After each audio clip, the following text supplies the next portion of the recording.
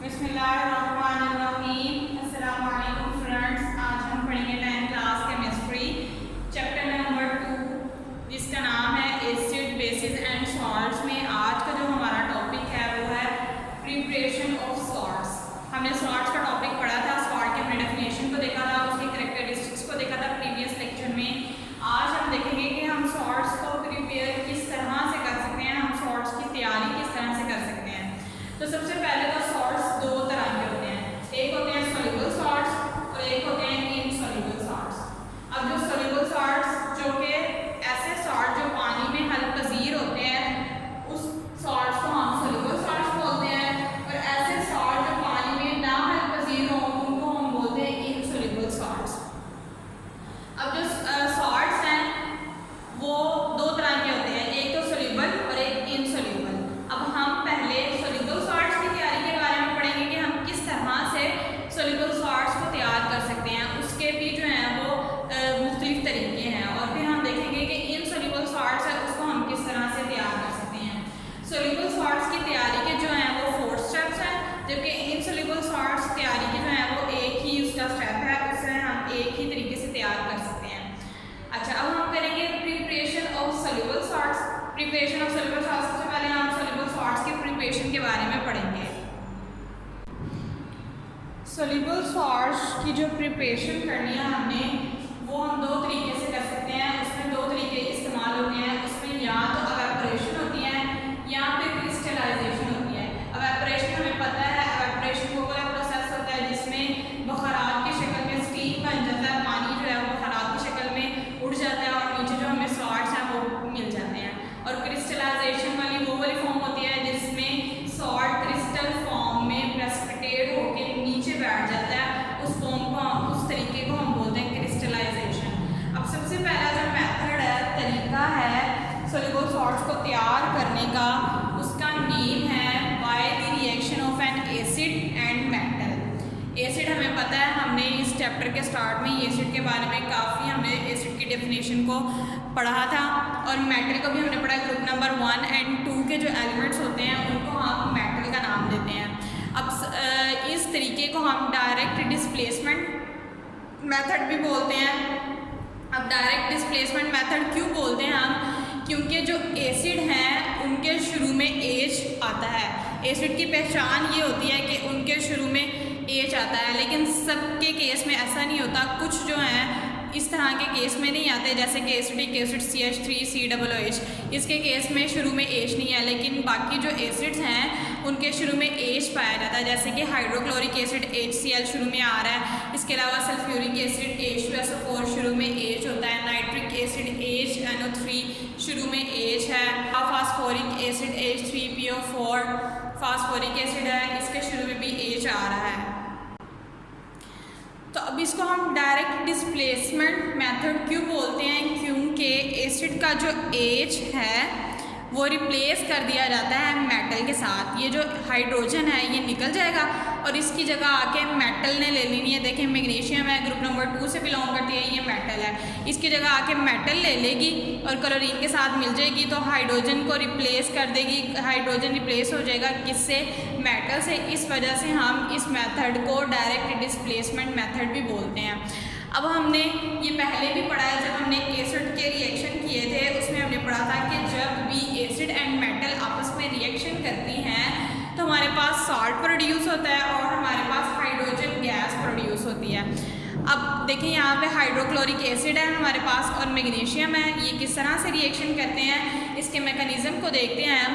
Hydrogen है, इसके valence shell में 1 इलेक्ट्रॉन होता है, क्लोरीन है, इसके वैलेंस शेल में 7 इलेक्ट्रॉन्स होते हैं, 1 2 3 4 5 6 और 7। दोनों ने आपस में शेयरिंग करके अपने लास्ट वाले इलेक्ट्रॉन की कोवलेंट बॉन्ड बनाया हुआ है, HCl की फॉर्म में कंबाइन हुए हुए हैं। हमारे पास 2 HCl है, यहाँ पे हम दूसरा भी HCl इसी तरह से आपस में मिलेगा।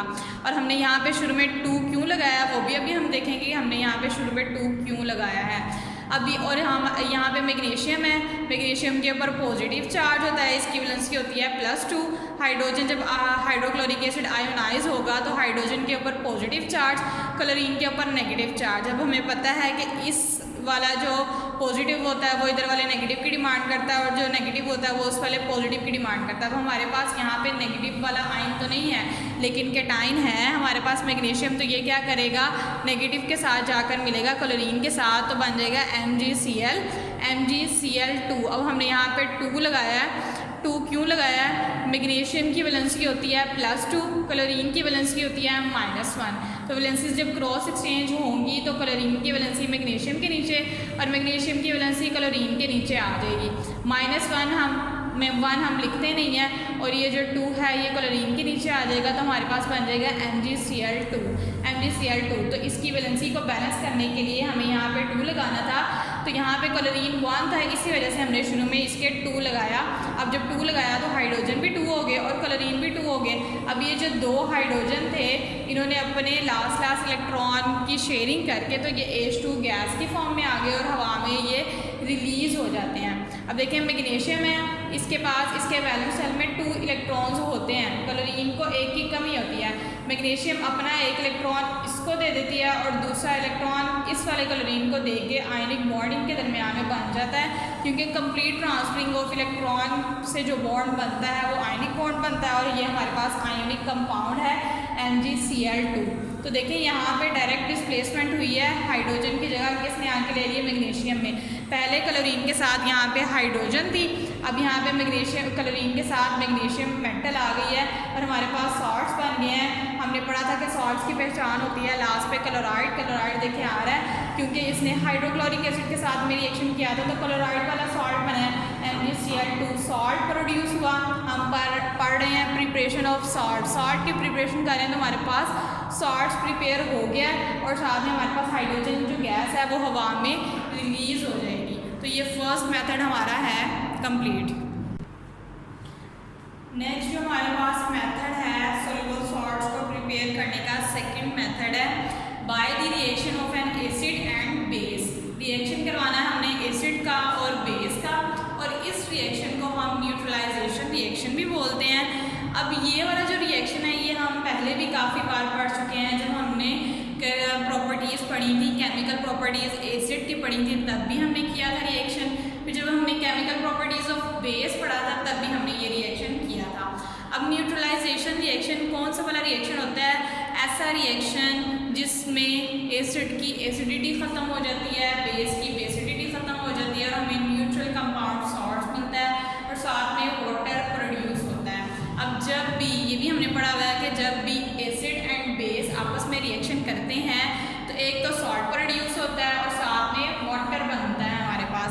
अब यहाँ पे हमारे पास एसिड जो है वो HCl है, बेस हमारे पास सोडियम हाइड्रोक्साइड है NaOH। हाइड्रोक्लोरिक एसिड ने सोडियम हाइड्रोक्साइड के साथ रिएक्शन करना है। अब हम देखते हैं पहले HCl किस तरह से बना हुआ है। अब जैसे कि अभी हमने पढ़ा था कि हाइड्रोजन के लास्ट वाले शेल में 1 इलेक्ट्रॉन होता है, क्लोरीन के 7 इलेक्ट्रॉन्स होते हैं, दोनों आपस में शेयरिंग करके कोवलेंट बॉन्ड बना लेते हैं। और ये जो सोडियम हाइड्रोक्साइड है ये किस तरह से कंबाइन हुआ है? ऑक्सीजन के वैलेंस शेल में 6 इलेक्ट्रॉन्स होते हैं, 1 2 3 4 5 एंड 6 इलेक्ट्रॉन्स होते हैं। सोडियम के वैलेंस शेल में 1 इलेक्ट्रॉन होता है और हाइड्रोजन के वैलेंस शेल में भी 1 इलेक्ट्रॉन होता है। अब ये देखें, हाइड्रोजन का 1 इलेक्ट्रॉन और ऑक्सीजन का ये वाला इलेक्ट्रॉन दोनों आपस में शेयरिंग करके कोवलेंट बॉन्ड बना लेंगे, क्योंकि हाइड्रोजन ने अपना डुप्लेट कंप्लीट करना होता है। डुप्लेट कंप्लीट करने के लिए इसको 1 इलेक्ट्रॉन की रिक्वायरमेंट होती है। अब ये आपस में शेयरिंग करके इन्होंने कोवलेंट बॉन्ड बना लिया।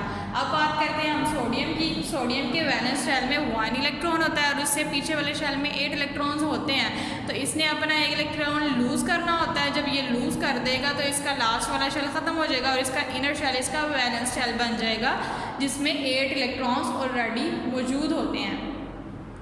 अब 1 इलेक्ट्रॉन ये इसने लूज़ करना है, तो ये क्या करेगा, अपना 1 वाला इलेक्ट्रॉन ऑक्सीजन को लूज़ करके इन दोनों का आपस में पेयर बन जाएगा और इनके दरमियान में बन जाएगा आयनिक बॉन्ड। अब देखें, एक ही कंपाउंड में कोवलेंट बॉन्ड भी पाया जा रहा है और आयनिक बॉन्ड भी पाया जा रहा है।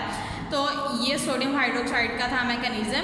अब जब हम इन दोनों का आपस में रिएक्शन करवाएंगे तो क्या होगा, जब ये आयनाइज होगा तो हाइड्रोजन के ऊपर पॉजिटिव चार्ज, क्लोरीन के ऊपर नेगेटिव चार्ज, सोडियम के ऊपर पॉजिटिव चार्ज, हाइड्रोक्सल के ऊपर नेगेटिव चार्ज आ जाएगा।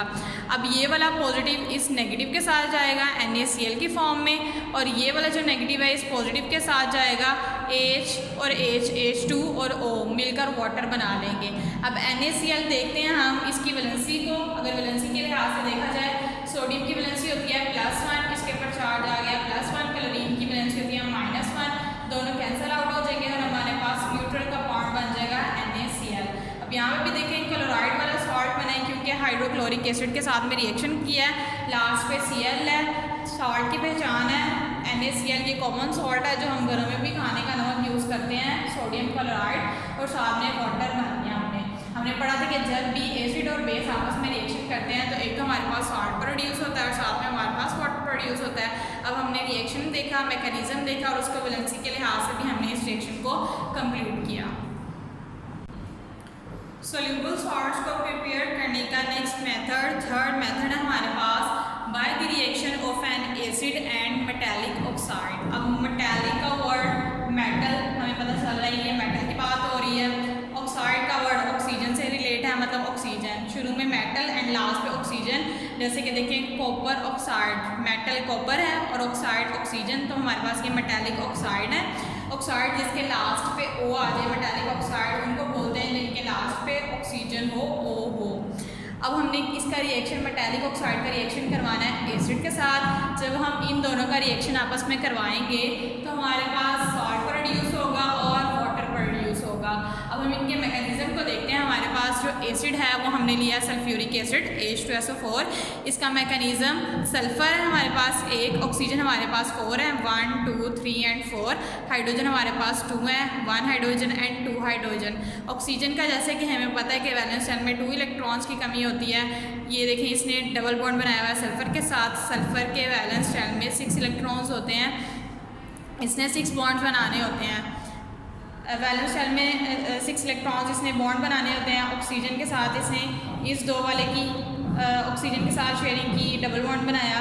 इस वाले ऑक्सीजन के साथ भी इसने डबल बॉन्ड बनाया, इस वाले ऑक्सीजन के साथ सिंगल बॉन्ड और इस वाले ऑक्सीजन के साथ सिंगल बॉन्ड। वैलेंसी हो गई इसके 6, 1 2 3 4 5 एंड 6। ऑक्सीजन ने अपनी वैलेंसी 2 कंप्लीट करनी होती है, जो कि इस वाले ऑक्सीजन ने डबल बॉन्ड इसी के साथ बना के कंप्लीट कर ली।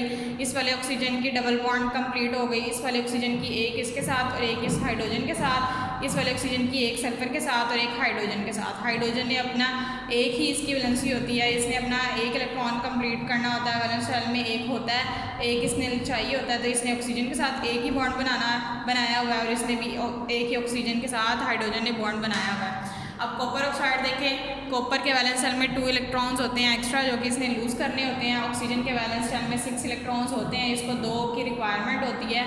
कॉपर अपने 2 इलेक्ट्रॉन्स ऑक्सीजन को डोनेट कर देता है, रिजल्टेंट कॉपर के ऊपर +2 चार्ज आ जाता है और ऑक्सीजन के ऊपर -2 चार्ज आ जाता है और इनके दरमियान में आयनिक बॉन्ड बन जाता है, क्योंकि कंप्लीट ट्रांसफरिंग ऑफ इलेक्ट्रॉन से जो बॉन्ड बनता है उसको हम बोलते हैं आयनिक बॉन्ड और इस कंपाउंड को हम बोलते हैं आयनिक कंपाउंड, जो कि कॉपर ऑक्साइड है। अब देखिए इसकी वैलेंसी +2 और इसकी वैलेंसी -2, तो हमारे पास कैंसिल आउट होकर CuO ये बना रहे हैं, Cu कॉपर ऑक्साइड बन गया हमारे पास। अब हम इनका रिएक्शन करवाएंगे आपस में। जब हम इनकी आयनाइजेशन करेंगे तो हाइड्रोजन के ऊपर पॉजिटिव चार्ज, सल्फर के ऊपर नेगेटिव चार्ज, कॉपर के ऊपर पॉजिटिव चार्ज, ऑक्सीजन के ऊपर नेगेटिव चार्ज। ये पॉजिटिव जाएगा सल्फेट के पास, तो हमारे पास बन जाएगा कॉपर सल्फेट और ये हाइड्रोजन आके ऑक्सीजन के साथ मिलेगा तो हमारे पास बन जाएगा H2O वाटर बन जाएगा।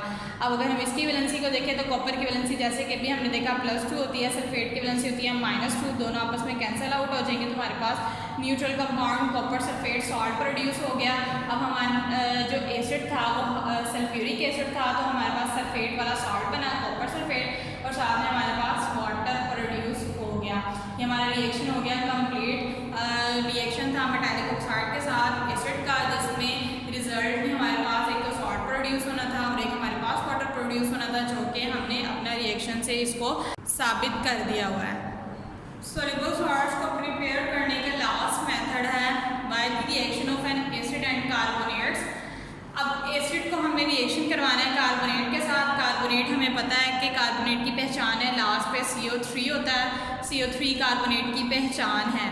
अब हमने यहाँ पे जो एसिड यूज़ कर रहे हैं वो हम नाइट्रिक एसिड HNO3 यूज़ कर रहे हैं और हमारे पास है सोडियम कार्बोनेट, ये कार्बोनेट है हमारे पास, इसका हमें रिएक्शन करवाना है। अब रिएक्शन जब हम करवाएंगे तो देखें ज़रा, यहाँ पे हमने इसके शुरू में 2 लगाया है, वो क्यों लगाया है?